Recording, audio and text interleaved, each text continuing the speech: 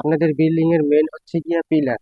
এই পিলারের রডগুলো আপনাদের ইঞ্জিনিয়ারিং নিয়মে রাখতে হবে, কারণ ওয়েস্টেজ রডের চিন্তা করে আপনারা এই রড যদি আপনারা উল্টা উল্টা লেপিং রেখে দেন, ঠিক আছে, ইঞ্জিনিয়ারিং নিয়মের বাইরে, তাহলে কিন্তু আপনাদের বাড়ির ভবিষ্যতে ক্ষতি হবে। তাই অবশ্যই ওয়েস্টেজ রডের চিন্তা না করে আপনারা ইঞ্জিনিয়ারিং নিয়মে রডের লেপিং গুলো রাখার চেষ্টা করবেন শুরুতেই।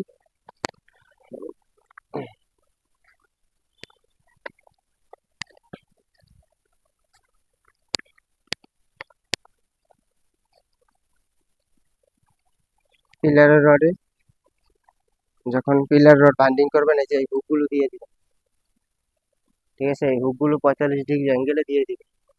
এই হুকগুলো অনেক জায়গায় দেয় না, এই হুকগুলো আপনারা দিয়ে দিবেন। হুকগুলো দিলে আপনাদের বিল্ডিং এর জন্য ভালো হবে।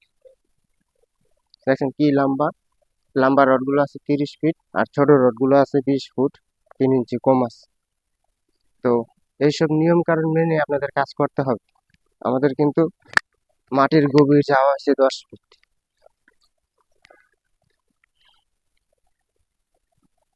10 ফিট গভীরে তো যাওয়া হয়েছে, ঠিক আছে। দেখলে মনে হয় যে সমুদ্রের তলা অনেক।